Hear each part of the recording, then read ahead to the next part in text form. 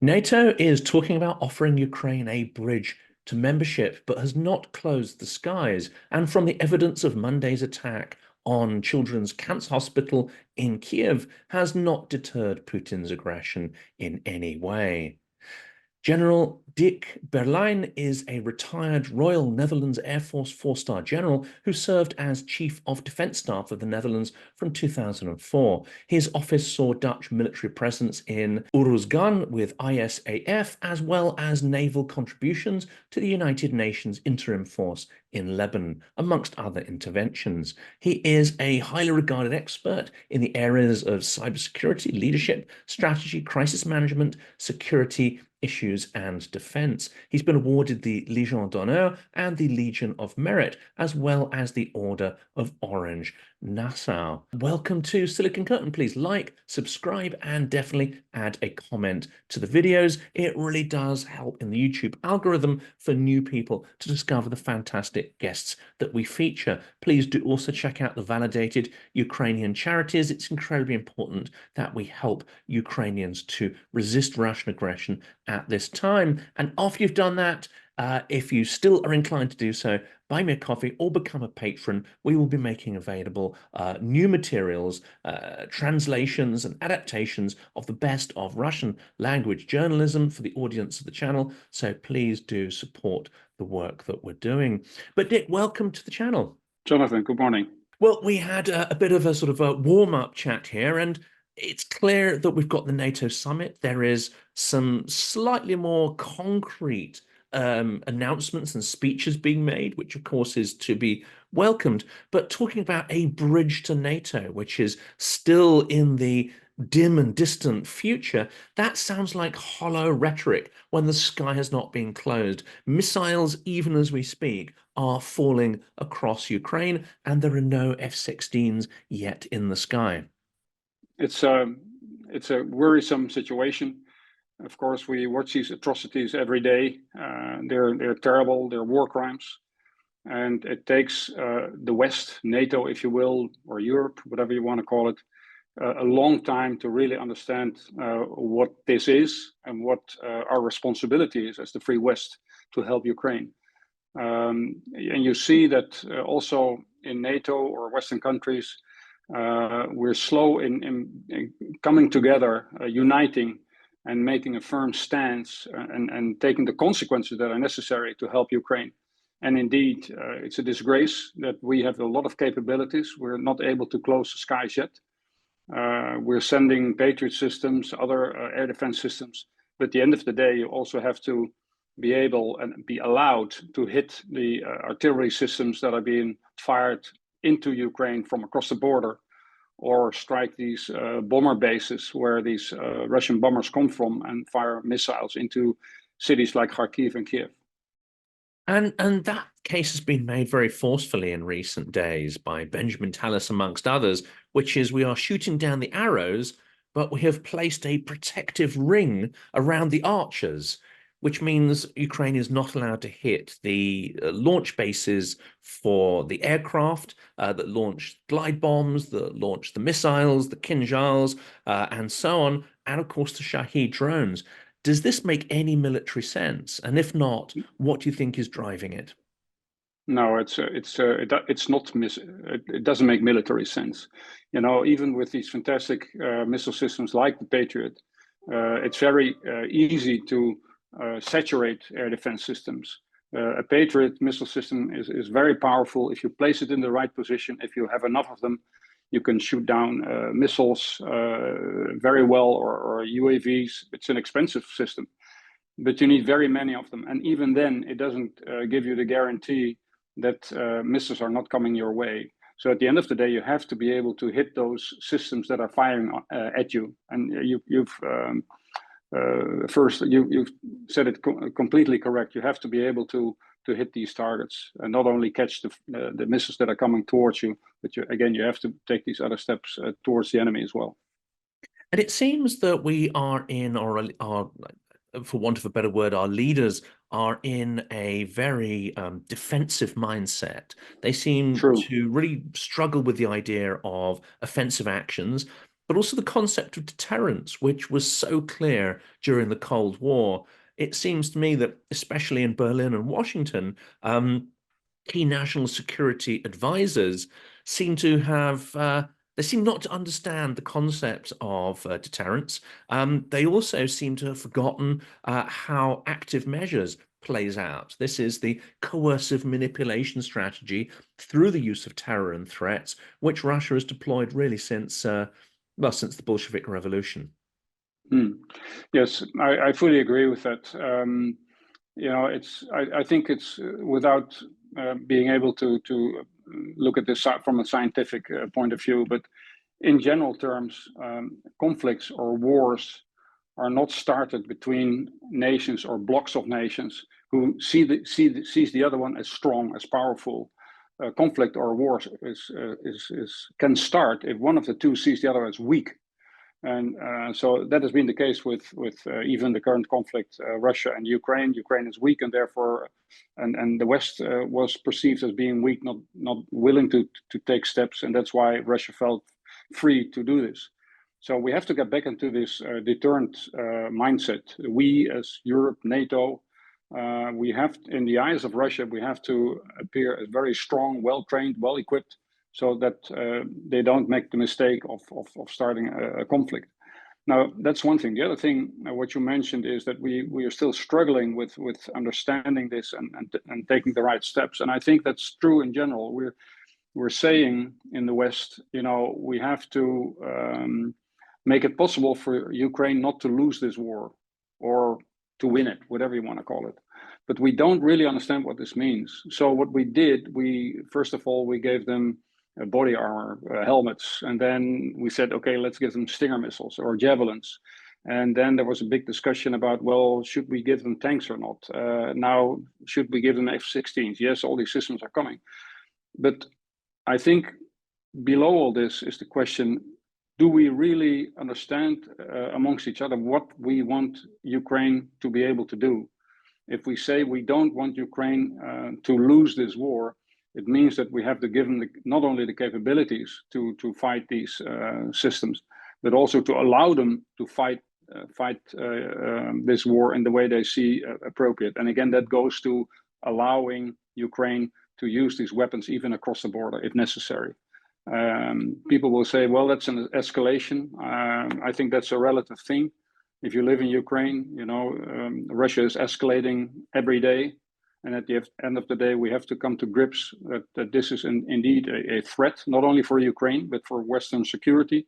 And we have to address that sooner or later rather than later. And this is a phrase I've been injecting into some of the videos. And of course, people will focus on, as you say, the systems. Well, we've provided so much and we've provided so many systems. But I think if you look at it strategically, Russia has retained the escalation initiative at every stage. They have demonstrated they're able to be more brutal. They're able to do things that we can't predict. Whereas our actions, even though we've come an awfully long way, are entirely predictable to Russia. And they probably calculate those in, they factor those in to their strategy. I fully agree, Jonathan, and it goes back to understanding the importance of the initiative. And indeed, as you said, we have allowed Russia to take the initiative from day one. And our reaction has always been, well, Russia does this, okay, let's tell them that we don't like this and we take another step. But at the end of the day, you have to go back to a situation where you can take the initiative and dictate the conditions to Russia. And this is a basic, well, this is a characterization of the West, the response of the West. We're watching what Russia does. We're afraid of escalating. We're afraid of losing, let's say, the internal coherence in NATO or in Europe. And that indeed has led to this way of fighting a war. And it's not fighting a war if you want to win it. Then you have to understand. First of all, you have to understand what you want to achieve. You have to accept the consequences, and then you have to execute the plan if you want to stop these atrocities.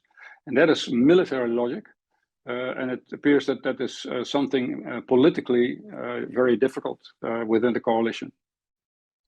And I was at an event in December in Paris last year, and I got to talk to people. I won't, of course, name them, extremely pro-Ukraine people within the European Commission and within the French government, administrators, policy advisors, and so on. And I got the distinct impression that actually some of the language is kind of fuzzy, because when you actually dig in and ask detailed questions, there are problems with some of the objectives. So Ukraine's objectives are maximalist, take back all of their territory, Donbass and Crimea.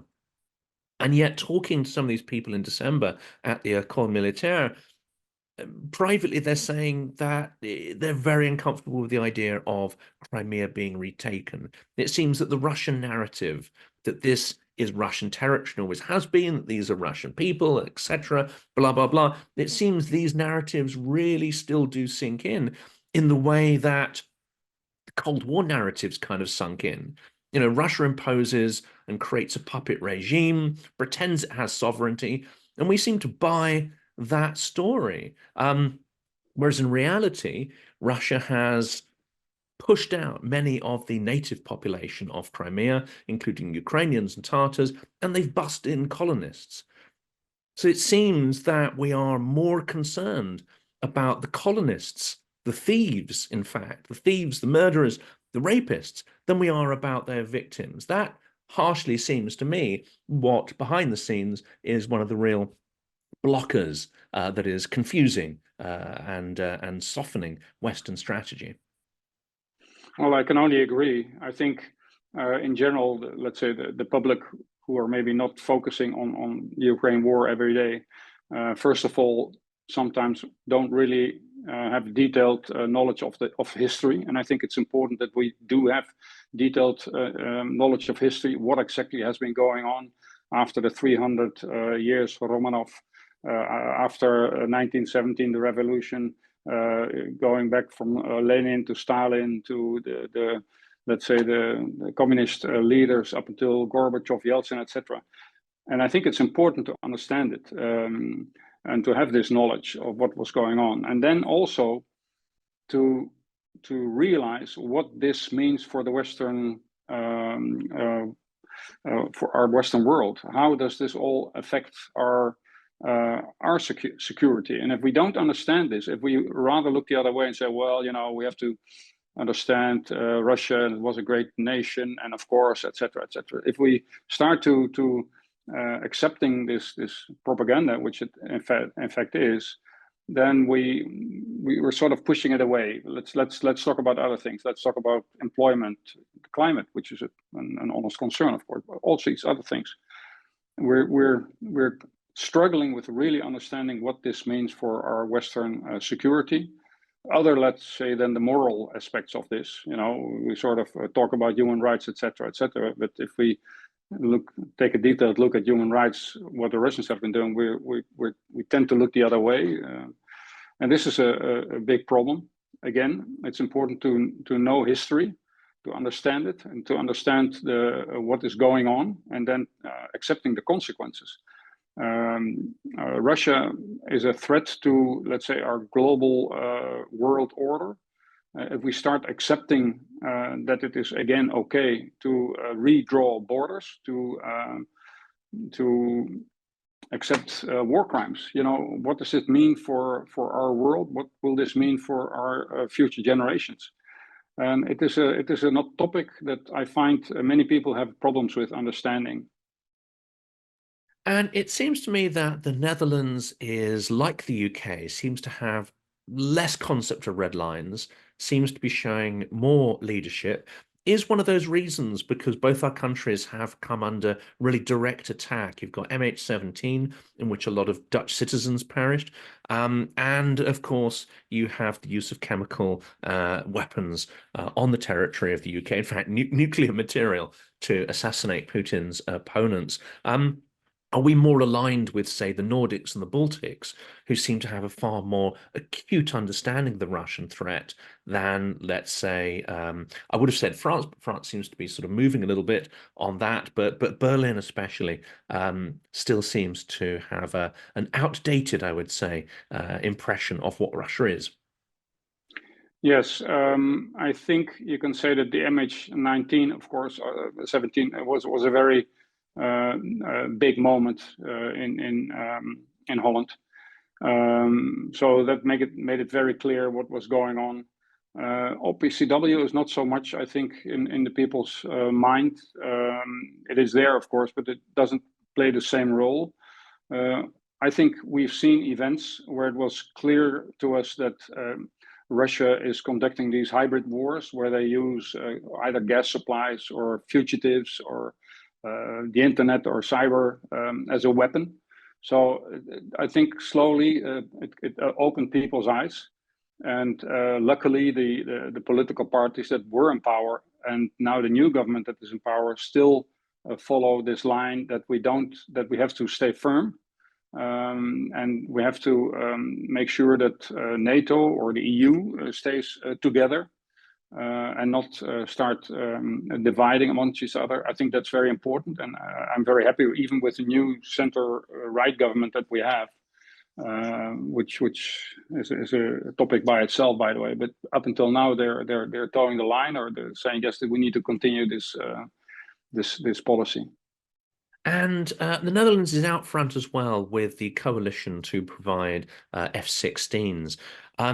Do we know how that's proceeding? Are they likely to end up, and will they be in the kind of quantities that will make a difference? And also a subtopic here, I have no evidence for this, but it seems to me that there is some pressure coming from the US administration to delay and slow the provision of F-16s. I may be mistaken in that, but that's an impression that's been formed. Jonathan, I don't have any information that shows that the US is dragging their feet, or in this case, there are always very lengthy procedures that made a lot of sense in peacetime that in current crisis are not helping us.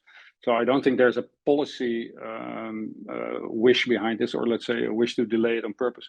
Now, about the F-16s, the quantities are important, of course, but very important as well is that we should not be over optimistic. The F-16 is a tremendous weapon platform. I flew it for a long time. It has been updated. It's modernized constantly. It is able to use the most modern weapons. So there's no question about it. That's a very powerful weapon system. But it will only make a big effect if you have a very well-trained crew. And what we're asking the Ukrainians to do in a year's time or so it's almost impossible. Not only, let's say, the language problems, and you have to understand that these manuals for F-16s are about 5 inches thick, and then you have all these technical things, the support systems, the support crews that need to be trained, these new weapon systems that the pilots need to understand. How do you use them tactically? How can you make an advantage? How can you make sure that all these F-16s are not shot down on the first day of the war? We don't want that to happen. Are the bases able to, the air bases able to support all these support systems, et cetera, et cetera? You talk about radar specialists, avionics specialists. We're asking a very big effort. So let's not be over optimistic. They will make a change, I'm sure, but it will not be easy. And of course, there's the wider question, isn't there? Because to be truly effective, one, you have to take out Russian air defense systems. That seems to be happening over the last couple of months. But also, it needs to be incorporated into a concept of combined arms to have some kind of impact. Does that add further complexities to the equation? Further complexities, but I think that will be addressed. Let's say in training these crews, you don't take your F-16, go out and fly and fight a Russian bomber and shoot it down. No, there's a big, as you said, you need to take out the air defense systems, the S-300s, S-400s, their command centers. So you have to have a good campaign plan, and that will allow you to put these Western systems to their most effective. I'm pretty sure that this will be part of that preparation of the Ukrainian pilots. And if you look at the NATO doctrine, to start retaking large swathes of territory, there are other problems which perhaps F-16s by themselves will not solve. One is the minefields, which are the largest in terms of depth and scale in the history of warfare. I mean, cutting through those is a challenge. And then you need a large quantity of armor to punch through and then to retain those gains you've made. These are two other potentially, rather major problems that there's no obvious solution in sight. No, you're absolutely right. I think the first thing that is Ukraine's concern is to stop these terrible missiles and drones hitting civilian targets, power supplies. That's the first big objective, I would think, before you start thinking about, okay, how can we now retake territory? And as you said, that's a big challenge. You need capabilities, you need big numbers, which is a challenge by itself, not only for the Russians, but also for the Ukrainian armed forces. Do you have enough soldiers to equip all these systems that you need? And retaking land is a whole new challenge. So I would think they would prioritize their targets. Indeed, first of all, is let's do everything to stop these terrible bombings, and then start talking about retaking land. And then what you probably want to do is to cut off supply lines, take out command centers that would give Russia the capability to conduct these operations that they're now doing. So you have to really understand what is the system that the Russians are using, and how can I frustrate that system in the most effective way? And that very often is not fighting yourself through minefields and obstructions. No, it's taking out, for instance, command centers or supply lines and stuff like that. And weaken the enemy at the front, and then take it from there. And talking of supply lines, you've written very forcefully, one of the things that prompted me to get into contact, that the long-range strike capability to be able to hit Russian logistics lines, not just launch the sort of, hit the bases that are launching the missiles and so on, but actually interdict, the supplies and take out Russian logistics. Essentially, rather than tackling their army head on, starve them of the material they need. Is that something that's far more realistic for Ukraine to do if the red lines are withdrawn? And in fact, Britain has explicitly said that there are no such red lines. Storm Shadows can be used anywhere on the territory of Russia, although they do have, I think, around a sort of, I think it's 4 to 500 kilometer sort of limit in any case. Yes, I think, when we talk about this, very often people say, well, you're not being realistic, you're escalating, etc., etc. I think, first of all, Ukraine, it's morally totally, how do you say this, correct that we allow Ukraine to defend itself. Taking out the drones that are flying over your territory, taking out missiles, etc. That's all very fine. But again, we've spoken about this before. You have to be able to take out the launch systems, also that are not on Ukrainian territory, but in Russian territory. So you take out the artillery systems. You take out maybe not the whole airbase, but you take out the airplanes that are on the airbase, and therefore you need indeed longer range systems. Storm Shadow is fantastic, Scalp is great, but sometimes these bases are farther away, and therefore you preferably we would have Taurus from the Germans as well, but we've seen how the Germans are dealing with this. I would think that supply lines, when you talk about that, the Kharkiv Bridge or the Crimea Bridge is a perfect good example of what could be done, what should be done as a first. And then that will have an impact on the way the Russians can fight the war. And then you have to take it from there. And you've had an extensive military career. You've also been in business. You're in many different organizations. And it'd be interesting to hear your views on the systemic problems that we see. From many of the military people I spoke to recently, they've stressed the real importance of being able to understand where mistakes have been made, to communicate those mistakes up the command chain, to innovate and have that sort of, yes, you have orders, yes, you have structure, but you also need to have a conduit for criticism to be able to circulate in order to reform and make changes. Ukraine seems to have a much more horizontal structure, and it's shaking off the vestiges of Soviet sort of hierarchy, which made these kind of things impossible. Russia, however, seems to still retain that vertical, which makes it very, very difficult for criticisms and learning to go up the chain of command. Do you think ultimately that may be one of the reasons why eventually they lose this war? Well, I think what we see now, the way the war is fought by the Russians, is very a traditional way. You know, you try to find the enemy. When you find it, you start bombing it as long as you can. You throw infantry at it, cannon fodder, if you will. The Russians are losing many soldiers. It doesn't seem to really worry the leadership. So it's a very traditional way. The Russians even in their past have fought wars. We've seen it in other situations as well. And indeed, what you say, their structure, their very centralized structure, seems to make it difficult. Let me put it a little bit more neutral. To, let's say, to the lessons learned, to criticize some of the activities that have been going on, to adapt to the new situations. And it's a weakness. And I think in the West, we prided ourselves by allowing even junior leadership to criticize plans, you know, not in a chaotic way, but in a way that the system is able to correct itself, to adapt.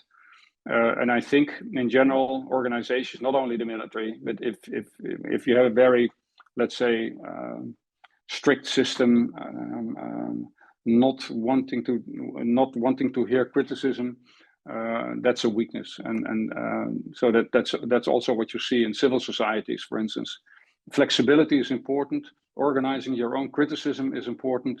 And if you don't do that, I very often said when I was wearing a uniform, but even outside, you know, if you show a sort of leadership that doesn't invite your subordinates to criticize you, then you're introducing a weakness in that system. So you have to organize those critical voices and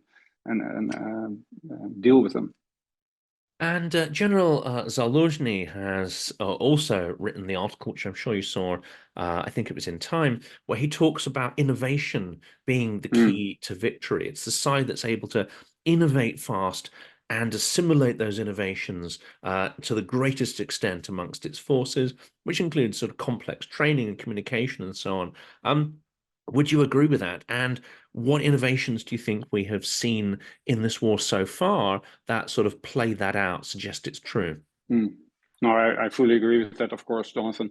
And a very clear example of that is, of course, the use of drones. If you don't have the systems to fight tanks or armored vehicles in a traditional way, we've seen, but you have the drones who can very effectively target the weak spots on these systems. That is an innovation that has really surprised us all. You have to be careful, though, not to say, well, okay, you know, the next war will only fought by drones. That's not the case, or probably not the case, because even when these drones show a lot of success, people understand, well, how can we negate these drones? And you have counter UAS systems now in place. So unfortunately, you also have to still think about your maybe more traditional systems, because if you don't, your opponent will try to find those weak spots. And if you've done away with all your tanks, for instance, he'll probably come at you with tanks.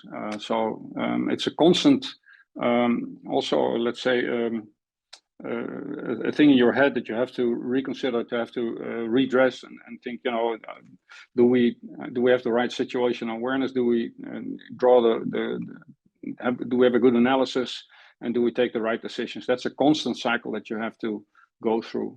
Not only in the armed forces, but equally important in civil organizations. And from your experience of civil administration, but also the bureaucracy that arises in any large organization right across Western countries, are we geared up to be able to cope with the speed of innovation? Because what we see in Ukraine is that, to an extent, government has ceded the territory of innovation to civil society, to entrepreneurs and so on. And they let the sort of testing phase happen very much like innovation happens in Silicon Valley. And it requires a huge letting go, as it were, of authority in some respects. And then later, when you see what's working, you can bring the government into to scale and to start bringing in, legislation and structure and so on. The result seems to be that Ukraine is innovating at a pace never before seen in warfare, which is on the scale of days and weeks, not months and years. Are we geared up to adapt to that and then adapt our own sort of, training cycles, and testing things in the field? I'm kind of guessing not, but I'd love to hear your perspective. No, you're absolutely right. I don't think we're geared, but there's a reason for that. If you go back to 2007, there was a big a cyber attack. I believe it was Estonia or Latvia. I'm not sure. Estonia, and that of course was a major crisis. And the Estonians had used that crisis to really innovate their whole society as far as the internet is concerned and digital processes are concerned. And the same goes for the Ukraine. There's this big crisis, the war, and there's a need to innovate and to change and to adapt. If not, they're going to lose. And the experience of the West has been totally different. We went through these years and years of stable peace. It has allowed us to change our priorities, more concern on good processes. Let's bring in new processes and requirements to make sure that we spend our money correctly, blah, blah, blah, blah, blah. So we have created this big bureaucracy to make sure that we spend taxpayers' money in the right way. Parliaments are very aggressive, of course, when things are not done properly. So our experience is different. And it created this very strict, I'm trying to find the English word, not a flexible system. And we have to understand that this not flexible system is a big vulnerability when we are getting into this conflict that requires us to really adapt our plans, to change our plans, to have this innovative power. And if not, it's this big gorilla we're dragging along. And again, it's a vulnerability. So you're absolutely right. And I think Western militaries start, at least as far as I'm reading my documents and I speak to people, are understanding this. And they talk about spiral development and quick failure, and less doing and creating lessons learned. In practicality or in practice, it's still a slow process. So we have big steps to take. We need to improve our speed. Yeah. And it seems that the key thing that's developed in Ukraine is civic society combined with its links to technology. And it's that sort of communication that breaks down the traditional hierarchy and barriers where, you've got someone who's innovating in Lviv, for instance, building drones, testing drones, they're at the front, but then their friend, their cousin, their neighbor, one of their colleagues is there testing it and sending them back data in real time. It seems to me that you cannot bureaucratize this because it will kill that interaction. Again, it's like, having worked in Silicon Valley for a while, it's this idea that anybody you work with essentially is only a few steps away from everybody else. So if you really need to reach someone, or if you want to create that network to communicate, you can do, because that's that sense of proximity and purpose. How are we going to incorporate these kind of learnings? And do we have enough observers and monitors in the field in Ukraine to really properly understand what's going on?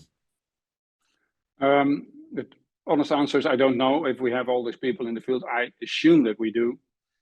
Because when we give the Ukrainians weapon systems, we help them understand how to operate these systems. And of course, They are sometimes in Ukraine, and of course they also listen to what the experience are of the Ukrainian warfighters. So I would assume that is the case. But you're absolutely right. But again, you need to organize this, and for the leadership, the military leadership or civil leadership, you need to understand this, and you need to organize that. And you know, from some years ago, I saw this graph of if you have a big organization that moves along in time, this big organization has this internal how do you call it, immune system for change. So if you really want change to be sped up, or if you really want an element in there that helps the organizations to adapt to new situations, you need to take that outside the organization and let those people experiment, do things, not be bothered by bureaucracy too much, and then allow that to grow and make a success. And by the end of the day, that this big organization will adapt into this new sort of adaptive system. Now that's theory. How you put it in practice is a big challenge for leadership. Yeah. Absolutely. And one of the other features of what we're seeing is the extraordinary long-range strikes on Russian oil infrastructure. They've identified that the sanctions regime, frankly, has not worked, or has not worked nearly as effectively as was expected. Russia's created a grey fleet or a shadow fleet. It's created all sorts of, I would say, anti-law, anti-rule of law kind of structures and networks to be able to continue to get resources, components, money, etc. And Ukraine has taken an Occam's razor to this and said, okay, the best way is to take out their oil infrastructure. That, I think, makes a lot of politicians in the West rather uneasy, but it seems to be the only way to apply real pressure on Putin's regime. And indeed, those strikes are the only thing that seems to have prompted any genuine concern that Ukraine's actually getting the upper hand. Yeah, I think it shows that the Ukrainian leadership, whether it's military or political leadership, has taken a very close look at the Russian or Russia as a system. So what is the leadership? What is the infrastructure? What are the anti or the immune system of the system? They've taken a systematic look at Russia. And I think by targeting these oil facilities shows that they've come to the conclusion that those are the targets that we can hit most effectively and that will have the most effect. And so it shows, for me, it shows that they've taken a very systematic look at Russia and trying to understand which systems of which elements of that system they should target to create the most effect. It's an interesting thing, Jonathan, because in general, nobody knows how this war is going to end.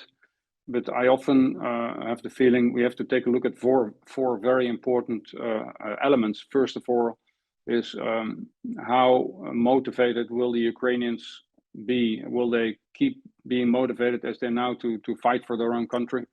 Is morale still high? That's a very important factor. And that morale, of course, is very much affected by the second most important factor, which is, do we in the West have the stamina to keep supporting Ukraine? Do we stay together as Europe or as NATO to stay supporting Ukraine? What Orban is doing doesn't help. So that's a movement in the wrong way. But we as the West have to be able to support, to keep supporting Ukraine. The third big one is, of course, China. And I just read this morning NATO's in the Washington Summit, and where they also tell China, or at least see China as a big factor in giving Putin the off-ramp, or creating the off-ramp for Putin by buying Russian oil, and by doing that, creating money for Russia to keep on fighting this war. So those are three big elements. The fourth element is, however, in my opinion, the most important one, and that is the Russian population. Will it be possible? Probably not. Probably very difficult. But will it be possible for the Russian people to revolt against this very corrupt and mafia type of system that the Putin regime is? We all know that it's very repressive. The moment you pick out a white sheet of paper and you put it on the red square, you're being thrown in jail for 15 years, or you're going to die, or you're being killed, like Skripal, Navalny, Nemtsov, you name it, Politkovskaya. So it's a tall order to ask from the Russian people revolt against the system. However, if that would happen, if the Russian people will really start getting to the streets and saying enough is enough, this regime is not going to take us into the future, that is the big thing that Putin is very afraid of, and that whole system is very afraid of. So then it is important for us in the West to say, well, what do we have in instruments that allows us to influence that process? Are there, and again, it's very difficult. It's not easy. It's not going to happen over a week's time or a year's time. But we have to think of how can we help the Russian population to become more aware of their role. What can we do to influence it? What sort of channels are there that we haven't used or not effectively enough? So for me, that is an important thing that we shouldn't forget. And it seems that we have really steered away from that. Either we don't want to think about it, or perhaps if we look at Washington, Berlin, and the policy of escalation management, actually there's a concerted effort to prevent Russia from collapsing, to prevent its people from rising up. It seems that there's a deep inherent fear of Russian collapse and what that might release. Is that a problem, that we are not doing enough thinking or contingency planning, or even stating what kind of Russia we want to see? Another obvious example, of course, is that you've got Belarus, which is far more fragile, even more brutal than Russia, and they nearly had a revolution that toppled their leader. Without Putin's intervention, that would have actually happened. And we now have Georgia, where really a Russian-sponsored oligarch-owned party is busy dismantling democracy. But we seem to be doing absolutely nothing to overthrow one dictatorship or to even protect a democracy that is busy being eroded. Oh, you're absolutely right. And either we don't want it or we don't see it.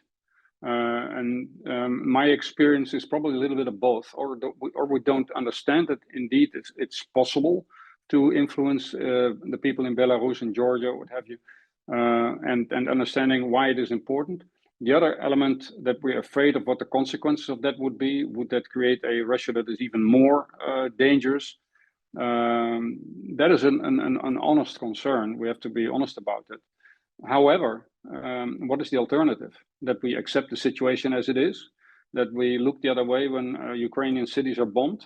What are our principles, about human rights and solidarity and all that? Is that just baloney? Is that just whitewash? And what will this mean, continuing this situation of a very aggressive Eastern neighbor? What will that mean for European security or global security? That's not a good a nice alternative either. So we have to really, really understand it, and again, come to grips with how we're going to deal with it, and not just look the other way. Looking the other way is not a strategy, as you know. So, yeah. And one of the reasons that has emerged from many of the interviews, it seems, is that, of course, if you accept Russia's behavior as deeply illegal, if you really call it genocide and you really use the words that fit the crimes, then certain responsibilities come along with that. And with responsibilities come enormous costs and difficult conversations with electorates. Do you think this is playing a role of why people are really, I would say, sticking their head in the sand like ostriches, because it's going to be very expensive to actually do the right thing? No, I think you're absolutely right, Jonathan. It's very different. Politicians rather talk about employment or whatever, the quality of the police force or the NHS or whatever, because those are things that the general public, of course, feel or see the most, or they're the most close to, for lack of a better word. As a politician, probably it's not that easy to gain a lot of support if you talk about these global challenges and possibly rising costs for defense. We all know that 2% is not enough. It has to be more. I haven't seen the first politician yet to explain that to the people, but it needs to be done. So yes, and it also goes to political leadership in these times, and you have to be courageous. You have to understand your own responsibilities as a politician. I haven't seen the beginning of that yet. For my own country, we have this new government. They have a very limited view on this situation. So I don't have many hopes. I don't see the first politicians yet here who take this broader position and explain to the public what exactly is going on and what the consequences of that are going to be. I'm not the new Minister of Defense, the new Minister of Foreign Affairs in the Netherlands, plus the new MP or Prime Minister, I should say. They've been saying the right words in Washington, so that's good. But again, it takes more than that. It takes also other politicians. We all have a responsibility in that, and we need to take steps. And again, it needs to be done with priority. And we've only got two areas to explore left in the interview, and this one really follows on from that. Now, you're now an expert in cybersecurity and this kind of area.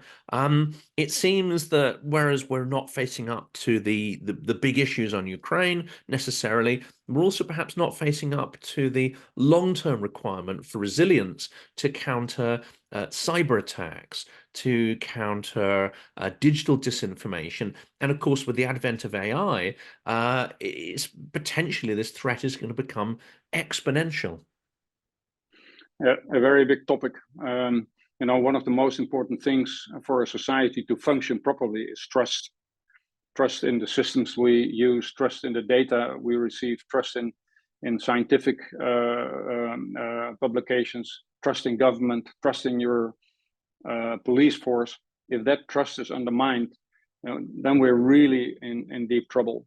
And we've seen that in the past, we've been very naive in sort of accepting this wonderful thing, the internet, and the new ways of communicating, the tremendous revolutions in IT.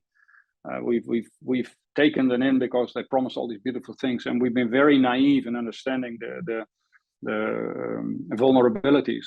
And now these vulnerabilities, we see them how they undermine functioning of society, because it really undermines trust.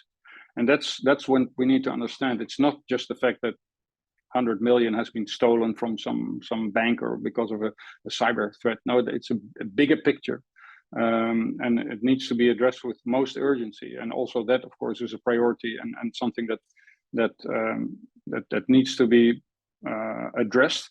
And again, here we need to understand the responsibilities. What is the responsibility of you and me as individual users of this IT? What are the responsibilities of the private sector? What are the responsibilities of the public sector? And I think in general, you can say that it has been rather unclear what these responsibilities are. Their government is saying, well, 80% of all this technology is in the hands of the private sector, so they should solve it. You and me and as individuals are saying, well, the government should make us secure, so they should solve it.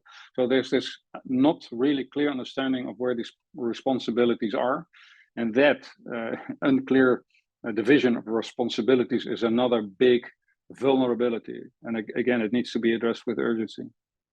And the last question here, and very much sort of pertinent to being the Netherlands, is the International Court and the role of the ICC. Under Karim Khan, they seem to have taken some fairly courageous decisions to prosecute Putin, Lvova Belova, who's his human rights, ironically, assistant, but also Shoigu, Gerasimov, and we may well see others following, including potentially the propagandists, because there's some pressure now to include the genocidal propagandists into that prosecution. How important is this, and what do you think the extent of the prosecution should be following the conclusion of hostilities? Well, first of all, the ICC, of course, is in the Netherlands, in The Hague. I drive by it almost every day, but it's an international organization. It's not a Dutch organization, of course, but aside from that, I think it's important, and again, it's not the instrument that will stop all the atrocities and solve all our problems, but it needs to be a whole of organizations, government approach, military pressure, diplomatic pressure, economic pressure, isolation of regimes that are not following the international rule of law. All of this needs to, at the end of the day, hopefully create enough pressure on these organizations to stop what they're doing. It's an element that is important. Again, it will not solve the whole or stop the whole issue. And do you remain confident, optimistic that Ukraine will win eventually? And what do we need to do to speed up that victory? Optimistic or not, what I see is that you know, what could have happened after a year of war in Ukraine, what could have happened is that the West would say, you know, this is going the wrong way. Let's just fold our cards and accept the fact that Russia is stronger and that's the more staying power. That didn't happen. The opposite happened. We saw NATO expanding to 32 member states. We saw the European Union, even with Orban doing strange things, allowing to spend more money on Ukraine. So you see a movement that is still indicating that we haven't changed yet. We're going to stay there. Now, hopefully, we'll be able to change that into a more proactive attitude, and not just accepting new steps that Putin take and then think, you know, how are we going to solve it? No, we have to be more active. We have to try to take back the initiative, which is a tall order. I understand it. So am I optimistic in that sense? I'm not pessimistic. However, we need to do more, Jonathan, and the Ukrainian people, the international order, ourselves, we owe it to what we think we are. And again, we need to do a lot more. Slava Ukraine. Heroes Slava. That's a very important place to end. Thank you for your absolutely clear and forceful answers to these questions. I think the audience will massively appreciate it. It's been a huge pleasure to have you on the channel. Thank you so much, Dick. Thank you, Jonathan.